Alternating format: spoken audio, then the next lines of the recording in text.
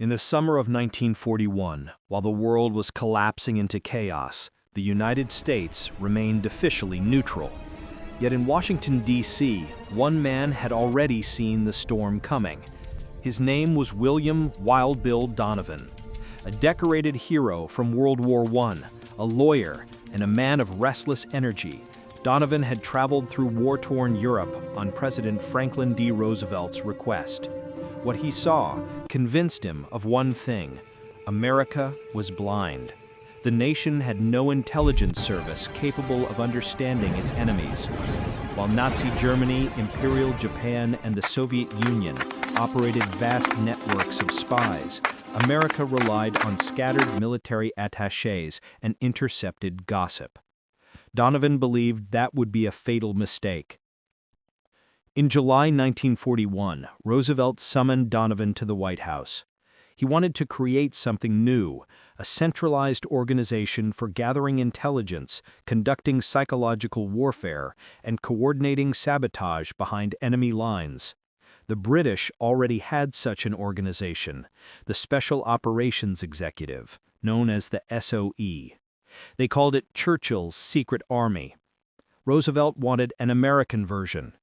He appointed Donovan as the Coordinator of Information, a vague title for what would soon evolve into America's first modern spy agency.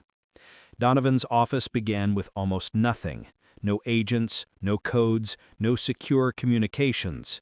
He borrowed office space from the Library of Congress and quietly recruited journalists, scholars, linguists, and adventurers. He didn't care about military rank or bureaucratic protocol.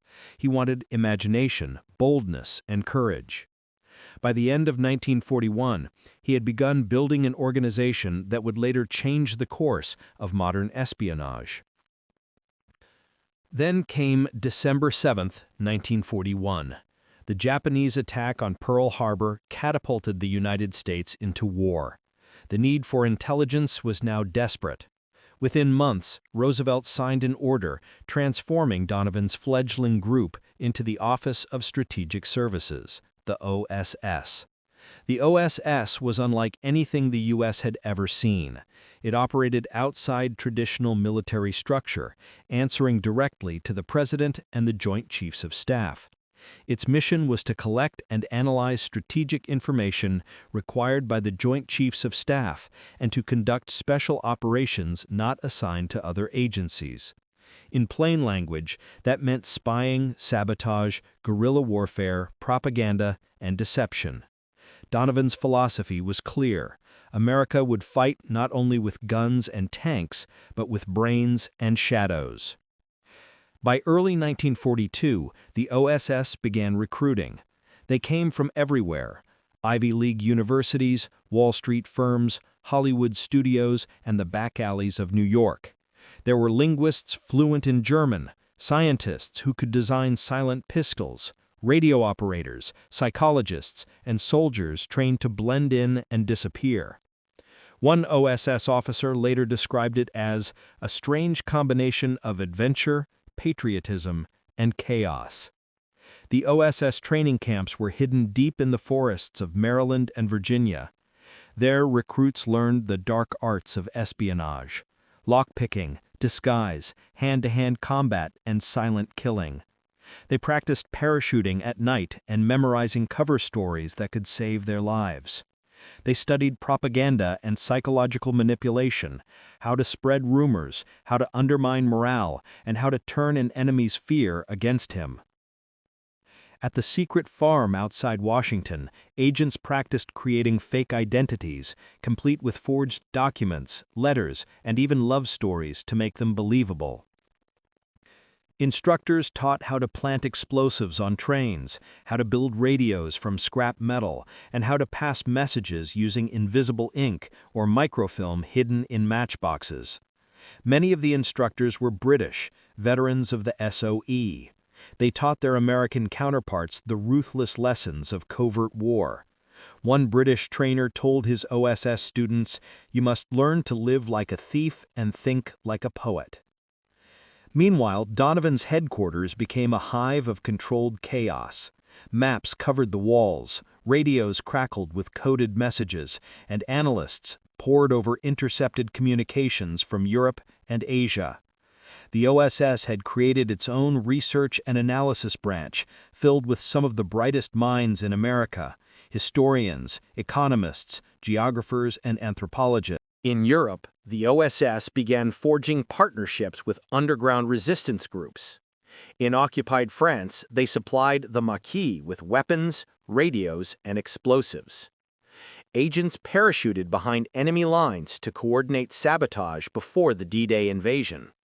One of them was Virginia Hall, an American woman with an artificial leg, who became one of the most feared Allied spies in France. Operating under the codename Marie, she organized sabotage operations, trained resistance fighters, and arranged airdrops. The Gestapo called her the Limping Lady and placed her on their most wanted list. But she always stayed one step ahead.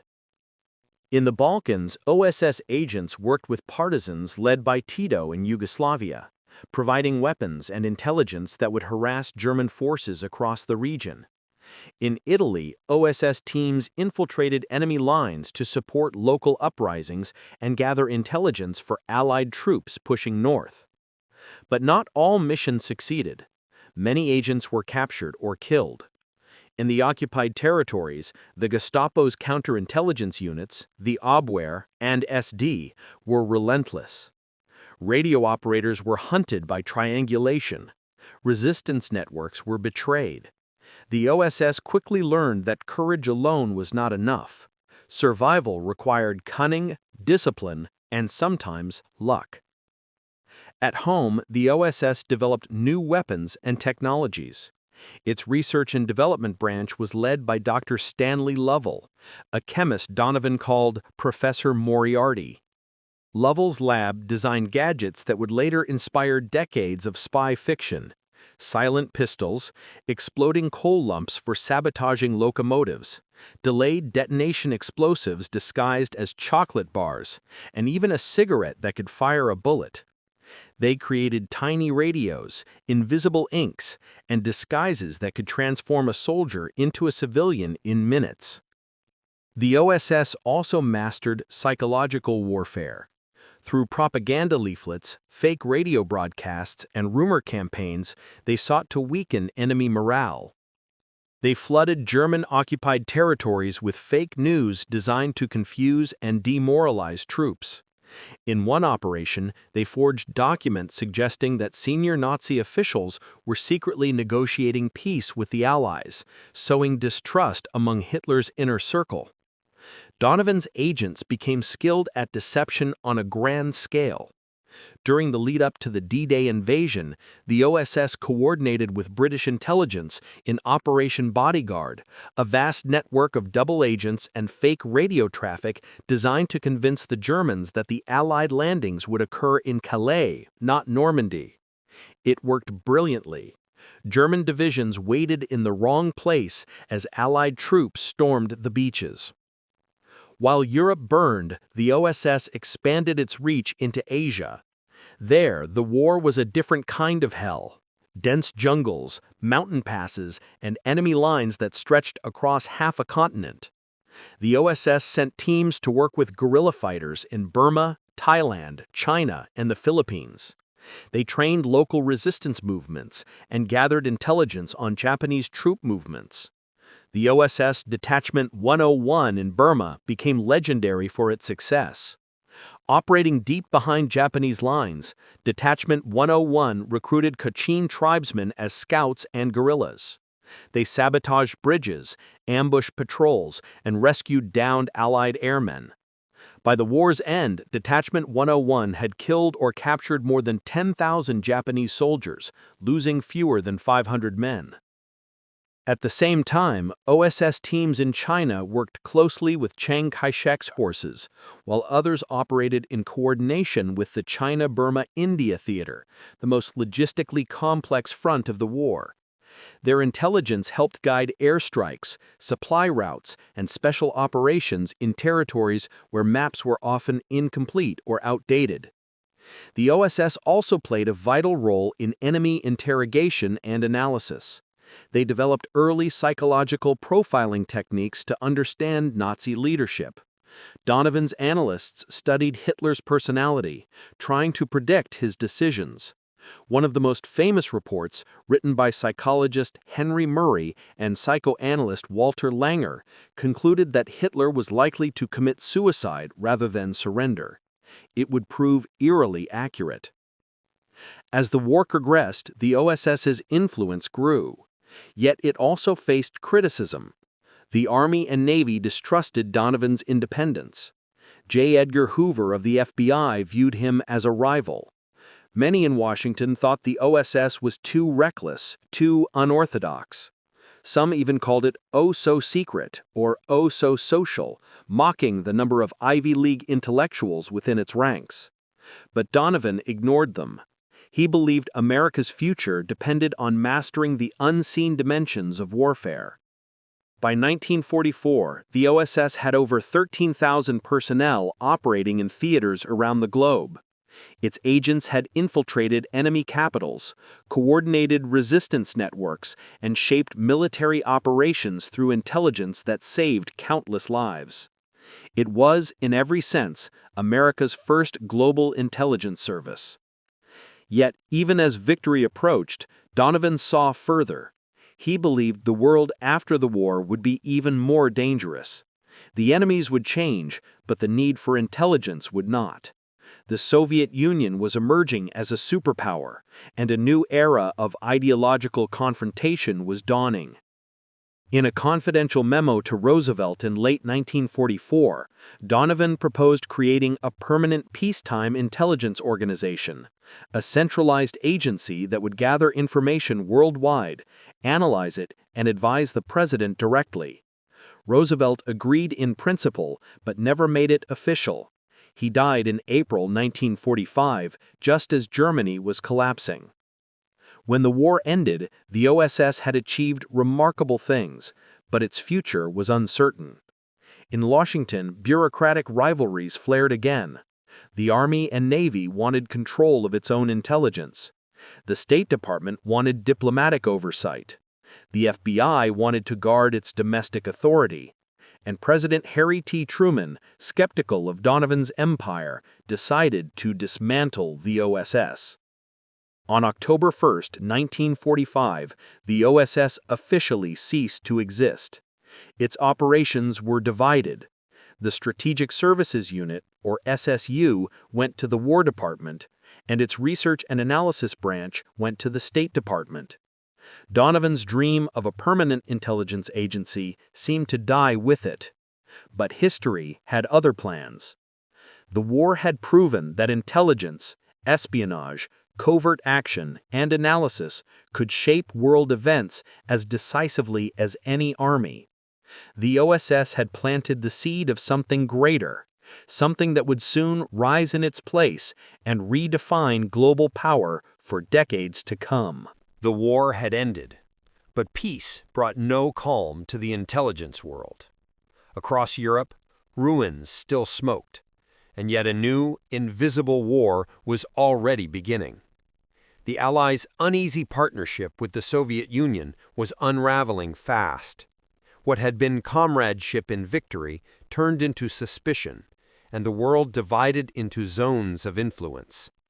Behind this geopolitical chessboard, a silent race for secrets began, and the legacy of the OSS would become its foundation. When President Truman dissolved the OSS in 1945, he believed he was ending a wartime experiment, not burying America's future security. Truman, a plain-spoken man who distrusted secret dealings, saw no reason for a civilian spy agency during peacetime. But in Europe and Asia, former OSS officers already sensed the storm coming. The Soviet Union was building a vast intelligence empire, stretching from Berlin to Beijing. Communist parties were gaining influence in war-torn countries. Stalin's agents were everywhere. The Allies had defeated Hitler, but they were losing the peace. Inside Washington, a quiet struggle for the future of intelligence began. The remnants of the OSS, the Strategic Services Unit, continued working inside the War Department, holding on to networks, files, and field contacts that were too valuable to destroy. Donovan himself was gone from government service, but his disciples were still in place. Men like Allen Dulles, Richard Helms, William Colby, and Frank Wisner, names that would define the next era of American espionage.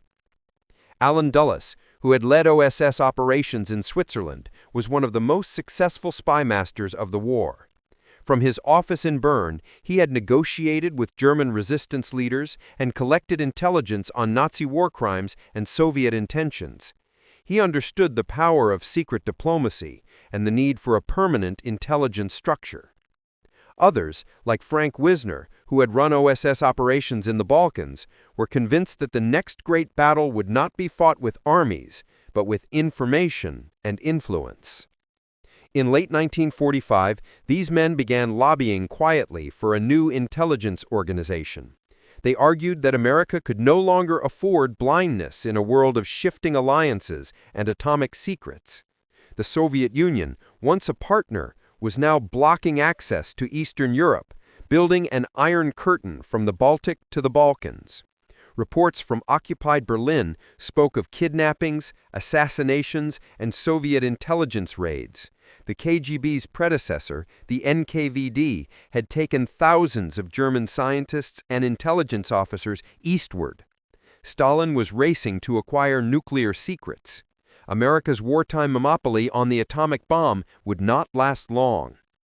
By early 1946, Truman realized he needed something new, a centralized agency to coordinate the sprawling maze of intelligence departments scattered across the military, the State Department, and the FBI. He authorized the creation of the Central Intelligence Group, or CIG, under the direction of Rear Admiral Sidney Sowers. It was a cautious step, the first peacetime intelligence body in U.S. history, but still temporary and bureaucratically constrained. It had no power to run covert operations, only to analyze information. Yet within that modest beginning lay the embryo of what would soon become the CIA. Meanwhile, the world was changing at lightning speed. In Eastern Europe, communist governments were consolidating power under Soviet direction. In Greece, civil war erupted between royalist forces and communist guerrillas. In Turkey, Moscow demanded control over the Straits. In Asia, Mao Zedong's forces were advancing against Chiang Kai-shek's nationalists. Everywhere, the lines of the Cold War were being drawn. The United States needed eyes and ears and hands capable of acting in the shadows. The men who had served under Donovan believed they had the answer. They called it covert action, the art of shaping events without direct confrontation. Propaganda, psychological operations, political manipulation, and secret support for friendly movements, all tools refined during the war, now adapted for a global ideological struggle. Donovan once said, "America cannot afford to fight in ignorance." His words became prophetic. In 1947, Congress passed the National Security Act, a law that transformed the entire structure of American defense and foreign policy. It created the Department of Defense, the National Security Council, and, for the first time, a permanent civilian intelligence agency, the Central Intelligence Agency. The CIA inherited much from the OSS, its personnel, its philosophy, and its daring. Allen Dulles, Frank Wisner, and others returned to serve. The agency's charter allowed it to correlate and evaluate intelligence affecting national security, but in practice, it would soon do much more. It could organize covert operations as directed by the National Security Council, an open-ended clause that became the gateway to decades of secret wars. At its birth, the CIA was small and underfunded, yet its mission was vast. It faced a global Soviet network far more experienced and ruthless. The NKVD and its successor, the MGB, had agents in every capital, communist parties in every country, and an ability to operate with secrecy and brutality unmatched by the West. The CIA would have to learn fast. In those early years, the CIA drew deeply on its OSS heritage. The agency's training schools revived OSS techniques, clandestine communication, sabotage, infiltration, and disguise. The lessons learned in occupied France and Burma were now applied to the political jungles of Europe and Asia. Many of the same instructors from Donovan's wartime camps now trained a new generation of Cold Warriors. The first major challenge came from Europe. In 1948, Italy faced a critical election. The Communist Party, backed by Moscow, threatened to win. For Washington, that meant a communist foothold in Western Europe, potentially the collapse of the Marshall Plan. The CIA, barely a year old, mounted its first major covert operation.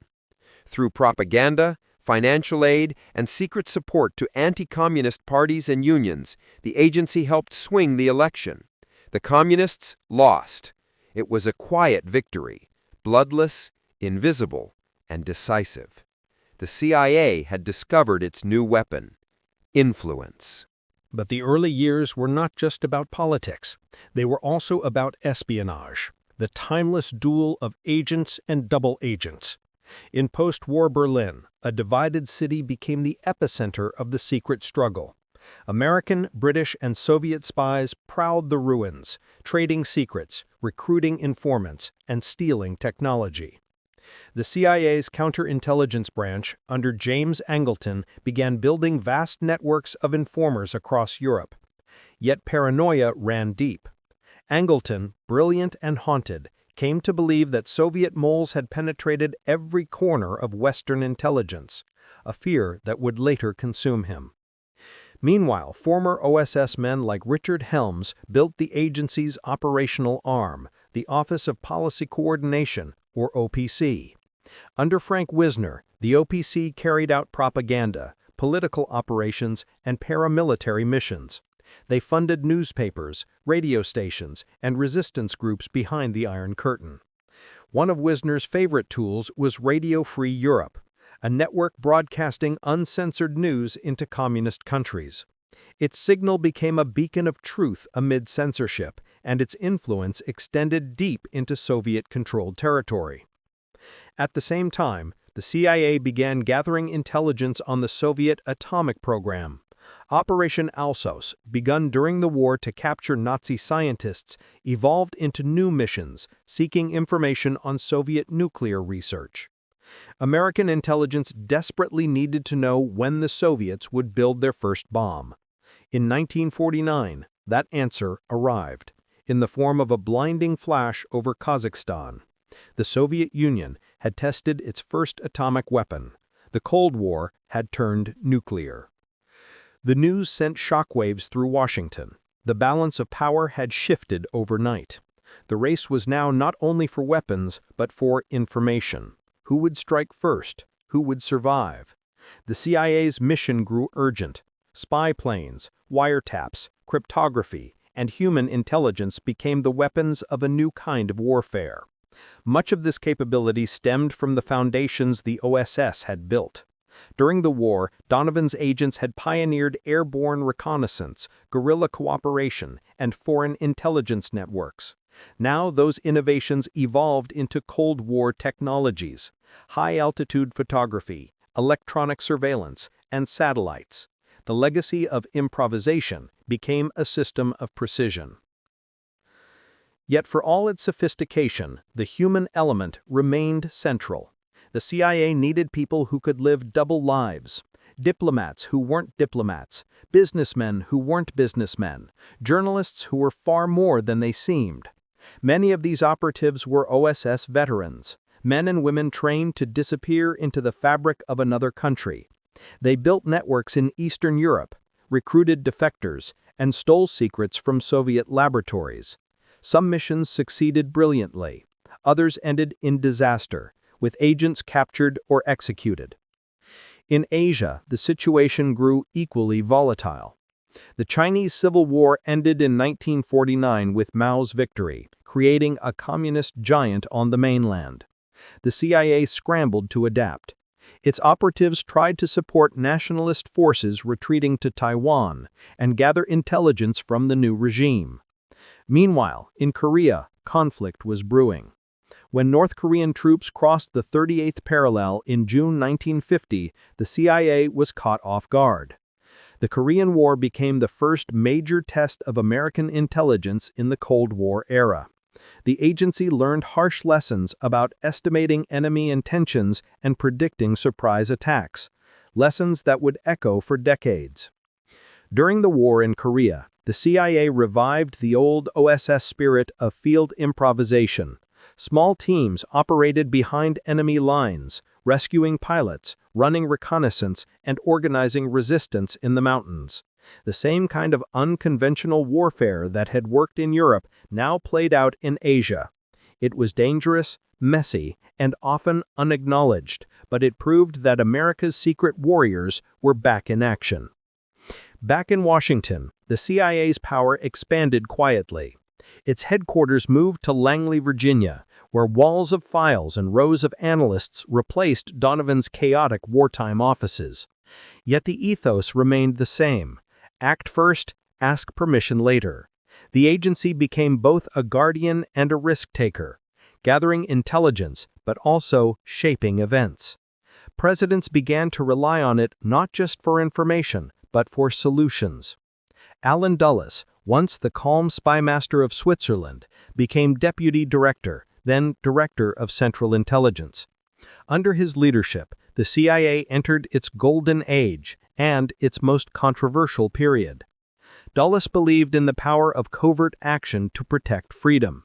He saw the world as a chessboard, with Moscow as the eternal opponent, and he was willing to make bold, sometimes reckless moves to win. Throughout the late 1940s and early 1950s, the CIA's budget and influence grew exponentially. Former OSS men now held key posts in government, business, and academia. The same analytical culture born in the war spread across Washington. Intelligence was no longer an afterthought, it was now a pillar of national policy. The CIA's analytical side, modeled after the OSS's research and analysis branch, became a powerhouse of global expertise. Economists tracked Soviet production, linguists decoded intercepted messages, and historians studied cultural patterns to predict political shifts. It was, in many ways, the academic side of espionage, a world of data, deduction, and long hours in dimly lit offices. Their work informed every major foreign policy decision of the era. Still, beneath the surface, the ghost of the OSS lingered. The agency's veterans carried a kind of romantic nostalgia for the wartime days, the sense of moral clarity, of fighting tyranny in the shadows. But the Cold War offered no such purity. Now every ally could be a liability, every ideal a weapon. The line between defense and aggression blurred. As 1952 approached, America had transformed. The OSS had begun as a desperate experiment in a world on fire. In barely a decade, its descendants had built the most powerful intelligence apparatus in history. But they were entering a new age, one of coups, covert wars, and global surveillance. The age of secret soldiers had ended. The age of secret empires had begun.